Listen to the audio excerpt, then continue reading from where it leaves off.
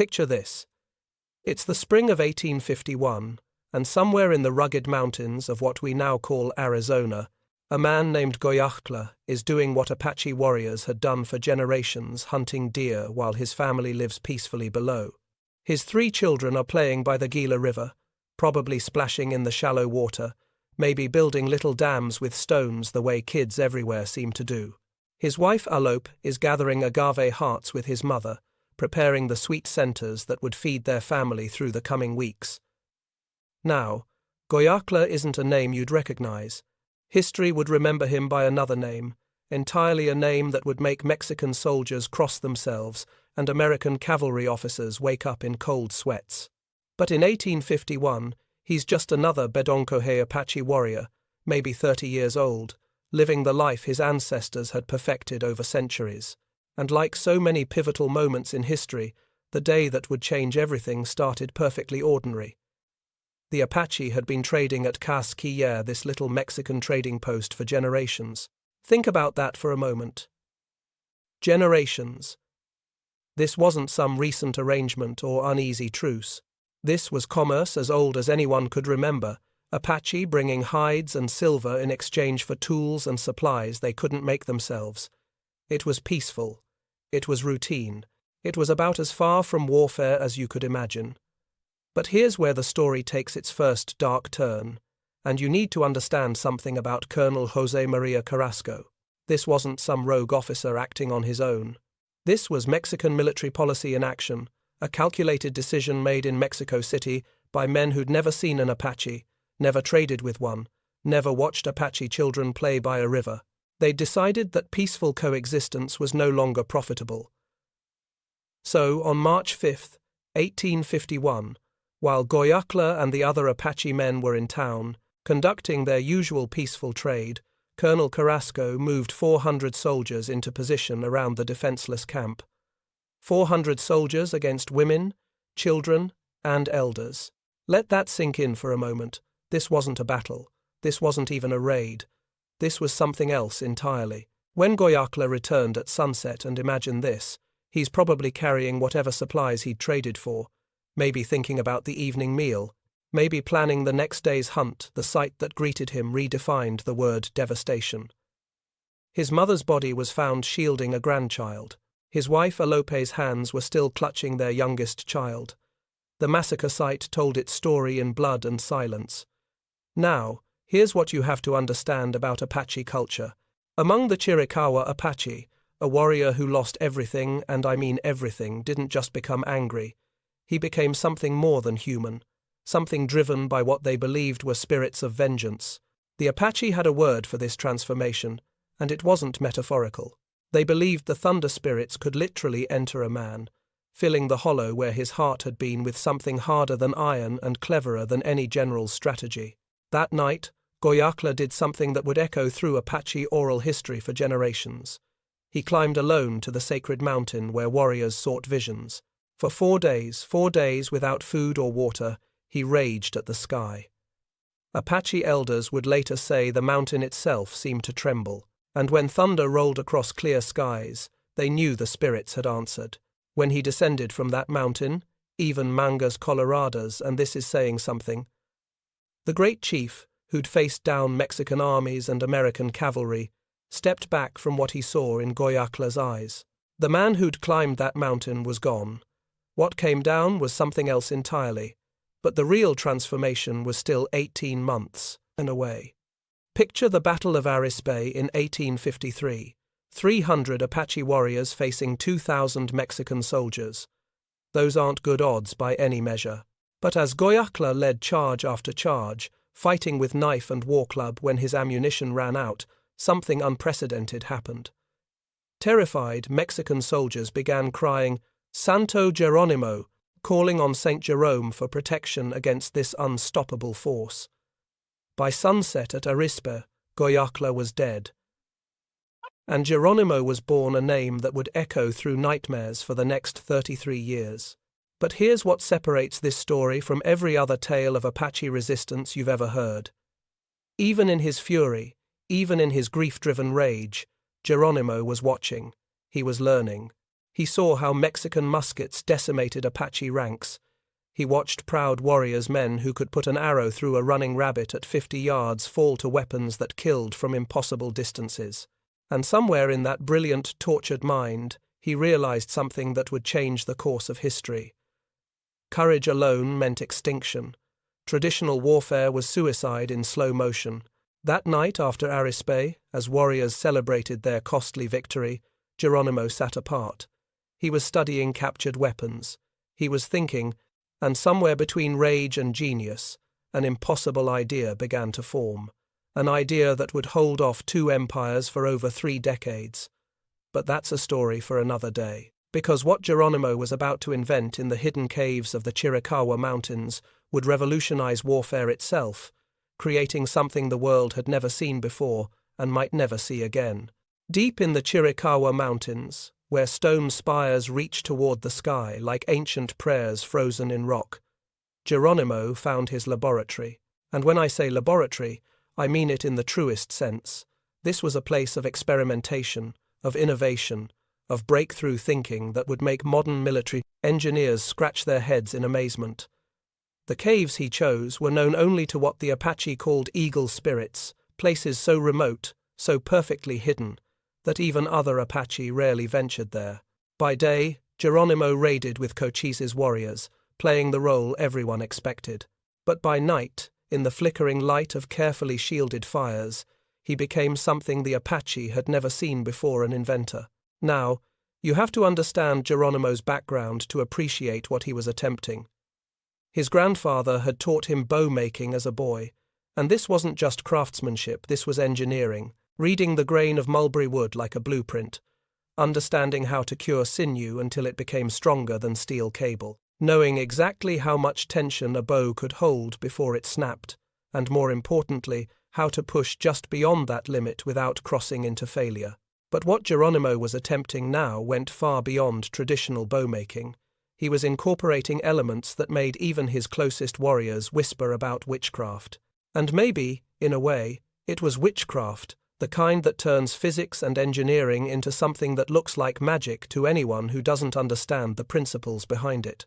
The Thunderbow's creation required materials that told their own story of power and precision.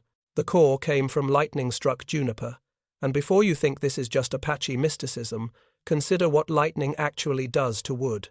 The electrical charge fundamentally alters the wood's cellular structure, making it both more flexible and more resilient. Modern materials science is just beginning to understand what Geronimo knew instinctively. The bowstring came from tendons of mountain cats animals. Geronimo hunted in single combat, not just for the spiritual significance, but because the tendons of apex predators have a tensile strength that's simply unmatched. Think about it. A mountain cat needs to generate explosive power from a standing start to bring down prey. Those tendons are naturally engineered for exactly the kind of performance Geronimo needed. But here's where it gets really interesting. The most mysterious component was a series of hollow reeds, specially treated with sacred pollen and snake venom. Now, the pollen served as a natural lubricant and preservative. But the snake venom, that's pure chemistry.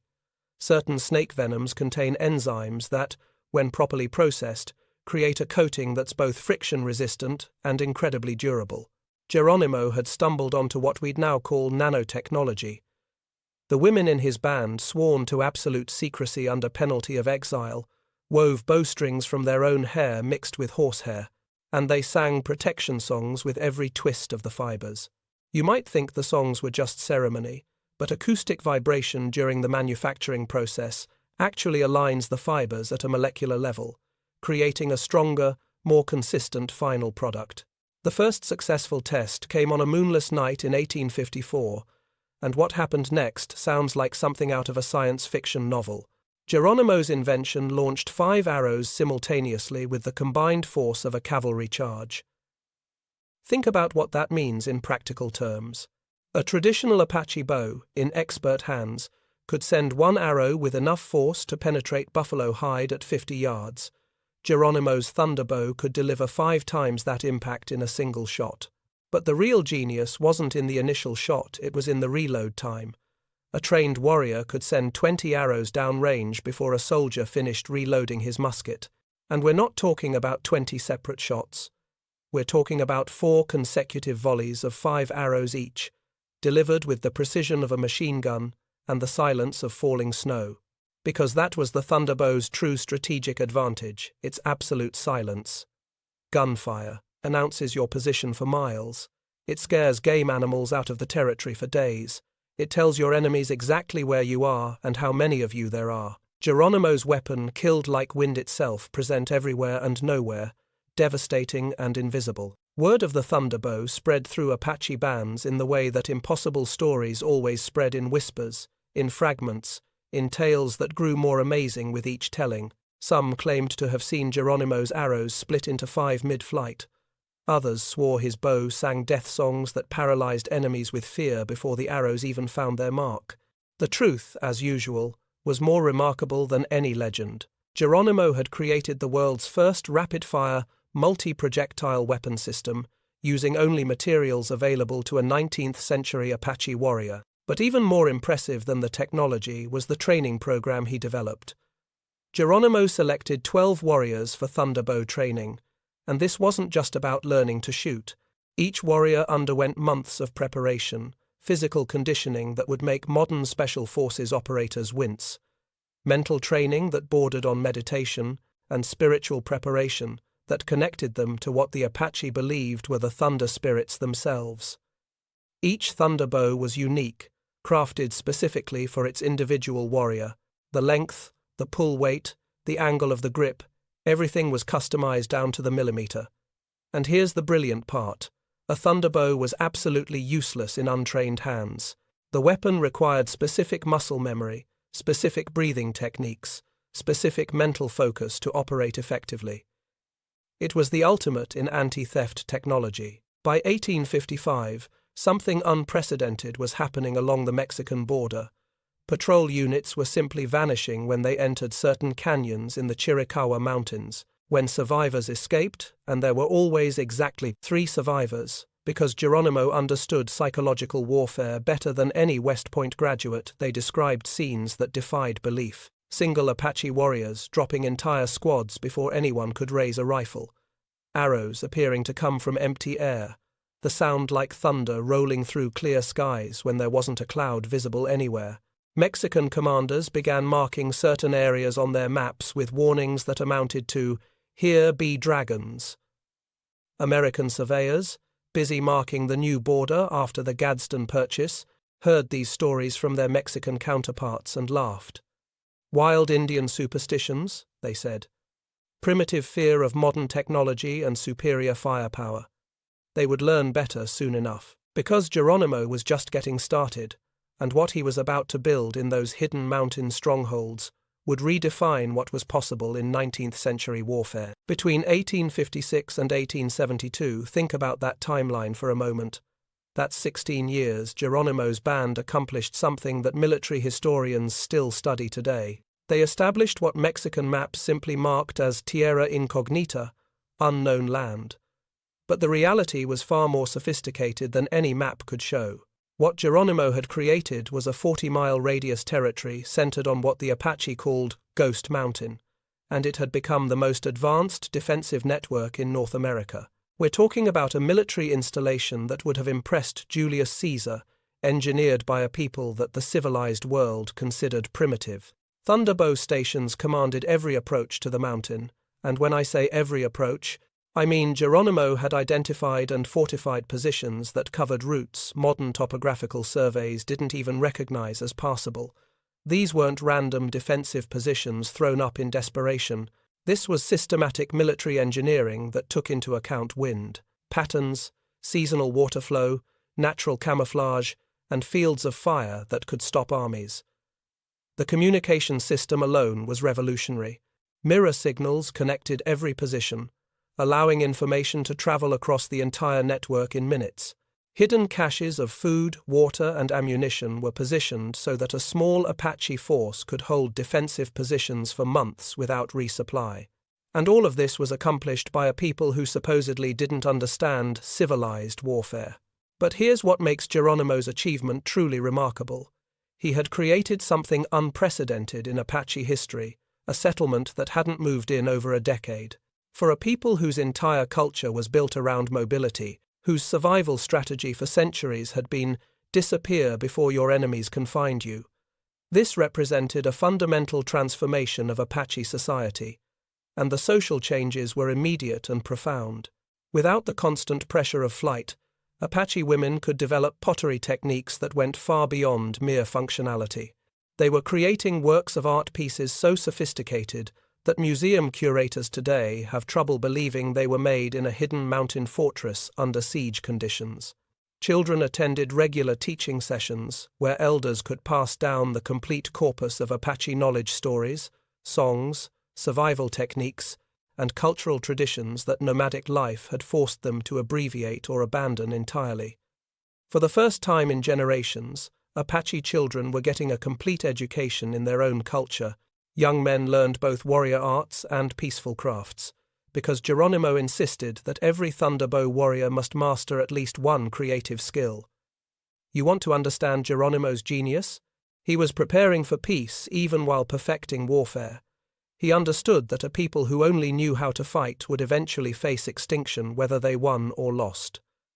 The settlement's hidden gardens were agricultural marvels. Corn, beans, and squash flourished using innovative irrigation systems that captured and channeled the desert's rare rainfall with an efficiency that would impress modern agricultural engineers. They were growing enough food to support not just their own population, but to trade with other Apache bands who visited in secret. Now, here's where Geronimo's strategic brilliance really shows in what didn't happen. In 1864, during the height of the Civil War, Confederate Colonel John Baylor was planning to route crucial supply lines through Ghost Mountain territory. This would have cut weeks off the journey time and potentially changed the outcome of several battles in the Southwest.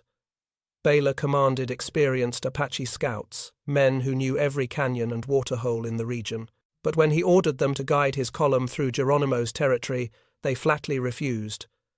When pressed for an explanation, one simply said, "The thunder lives there." That's all. No detailed explanation of defensive positions or tactical challenges. Just, "The thunder lives there." Colonel Baylor was commanding 2,000 troops, cavalry, artillery, supply wagons, the full military might of the Confederacy in the Southwest. But rather than test the truth of his scouts' superstitions, he chose a route that added 3 weeks to his march, 3 weeks that may have cost the South critical battles, all because of stories about an Apache warrior and his impossible bow. The following year brought an even more telling demonstration. A Mexican force of 3,000 troops, 3,000, approached the southern passes of Ghost Mountain. This wasn't a scouting expedition or a patrol. This was a full military campaign designed to eliminate Geronimo's stronghold once and for all. Geronimo's response was pure psychological warfare. He allowed their scouts to observe a thunderbow demonstration, one warrior destroying an entire mock cavalry charge in less than 2 minutes. 20 mounted targets, eliminated with mechanical precision while the cavalry was still trying to close distance. The Mexican scouts returned to their commanders with a simple message. Conventional tactics were not just inadequate, they were suicidal. The army retreated without firing a shot. 3,000 soldiers, backed by the full resources of the Mexican government, turned around and went home, rather than face a force of maybe 50 Apache warriors. Think about what that means in terms of force multiplication. Geronimo had achieved what military theorists dream about, making a tiny force seem invincible through superior technology and tactics. The ultimate validation came in 1869, when General George Crook himself, and this is important, because Crook was arguably the greatest Indian fighter in American military history, admitted in private correspondence that conventional tactics were useless against Geronimo's innovation. "He has solved the equation that has plagued every native force," Crook wrote to his superiors.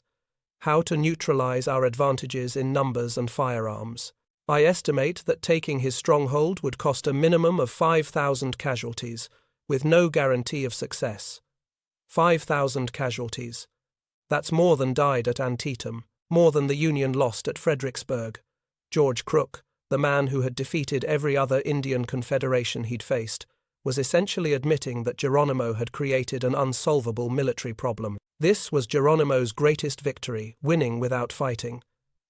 While other Apache bands faced starvation on reservations, his people lived in unprecedented prosperity.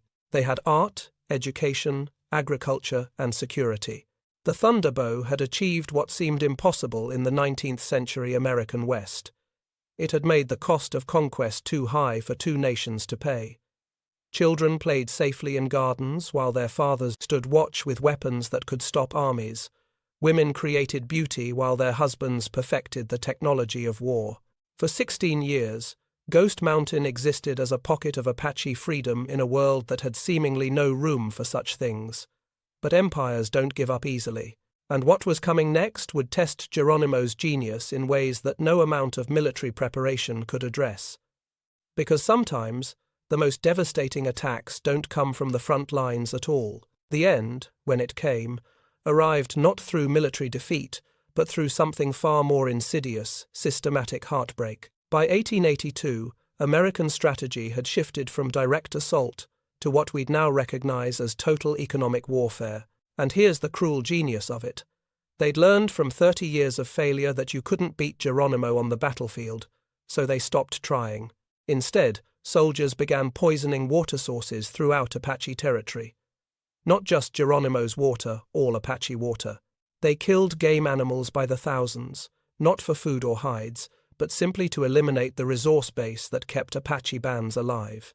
Every Apache crop found outside Ghost Mountain was burned, every trading relationship severed, every source of sustenance systematically destroyed. Think about the strategic implications. Geronimo's thunderbow could win any battle, could hold off any army, could make his mountain fortress impregnable against direct assault. But it couldn't create food from nothing. It couldn't purify poisoned streams. It couldn't replace the vast ecosystem of trade and subsistence that had sustained Apache culture for centuries. Other Apache bands, starving on reservations that were really concentration camps in all but name, were forbidden to trade with Geronimo's people. The federal government made it clear that any reservation Apache caught providing aid to Ghost Mountain would face immediate exile or worse.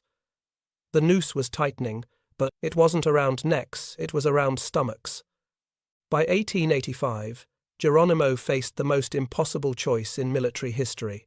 His own band remained strong, well-fed, secure in their mountain fortress. The thunderbow stations still commanded every approach. His warriors could still disappear entire cavalry units without taking a single casualty. From a purely military standpoint, Ghost Mountain was as invincible as ever, but Apache children in other bands were dying of hunger. Elderly Apache, forced onto reservations without adequate food or medical care, were wasting away by the hundreds. The proud Apache nation was being systematically starved into submission, and all of Geronimo's military genius couldn't stop it. His final council with the surviving chiefs lasted 3 days old. Nana, who'd fought Mexican armies since before Geronimo was born. Proud Naiche, son of the great Cochise, the handful of war leaders who still commanded free Apache bands. Some warriors argued for a final, glorious battle, a last charge that would at least give them deaths worthy of songs. Geronimo, now 56 years old, his hair gone white but his mind sharp as ever, chose differently. He would trade his freedom for his people's survival. But even in surrender, the man who'd held off 2 empires for 35 years had one last trick to play. The surrender negotiations at Skeleton Canyon in September 1886 revealed Geronimo's final secret. General Nelson Miles, representing the full authority of the United States government, had one non-negotiable demand. All thunderbows must be surrendered and destroyed. Every single one. The technology that had frustrated American military power for over 3 decades had to be eliminated completely. Geronimo agreed. In front of assembled soldiers and newspaper reporters, he personally broke each thunderbow and burned the pieces while everyone watched. The flames that consumed those revolutionary weapons seemed to mark the end of Apache resistance forever. Miles telegraphed Washington that the threat was eliminated, the technology destroyed, the problem solved. What General Miles didn't know, what no one knew except Geronimo himself, was that 3 thunderbows had been hidden weeks earlier in sacred caves, sealed with ceremonies that would preserve them for future generations if they were ever needed again. Geronimo would take the location of those caves to his grave at Fort Sill, Oklahoma, in 1909, never revealing whether the greatest military innovation of the 19th century still existed somewhere in the Chiricahua Mountains. The immediate aftermath was brutal beyond description. Geronimo's band was shipped to Florida like cargo, families separated, children torn from parents and sent to boarding schools specifically designed to destroy Apache identity. The goal wasn't just to defeat the Apache, it was to eliminate them as a people, to transform Apache children into something else entirely. But here's the thing about revolutionary ideas: they don't die easily. Military theorists from around the world studied the accounts of Geronimo's tactics, trying to understand how superior technology and overwhelming numbers had been neutralized for so long. The principles he'd pioneered influenced guerrilla warfare doctrine from Ireland to Vietnam to Afghanistan. Apache veterans who served in World War II carried with them tactical knowledge that traced directly back to Geronimo's innovations. They became legendary scouts and raiders, earning commendations from commanders who had no idea they were benefiting from military wisdom developed in the mountains of Arizona decades earlier. Today, some Apache elders speak carefully of dreams where Geronimo shows them hidden places in the mountains' caves where important things wait for the right time to be revealed. Archaeological surveys have found sophisticated Apache defensive positions exactly where oral histories place thunderbow stations, though no physical weapons have ever been recovered. Maybe they're still there, waiting, as the stories say, for when the people need them most. Or maybe the real thunderbow was never the weapon itself, but the idea behind it, that indigenous innovation could triumph over overwhelming force, that David's sling could still defeat Goliath's armor, even in an age of rifles and cannons. What cannot be disputed is that for 35 years, one warrior's impossible invention held off two empires. In the end, Geronimo gave his people something more valuable than any weapon, proof that the human spirit, armed with genius and determination, could still reshape the world even when that world seemed determined to erase them entirely. The thunder may have fallen silent in the Chiricahua Mountains, but its echo still rolls across history, reminding us that the greatest victories aren't always won on battlefields, and that sometimes the most profound resistance comes not from the barrel of a gun, but from the boundless creativity of minds that refuse to accept defeat. And perhaps, in some hidden cave known only to eagle spirits, the thunder waits still,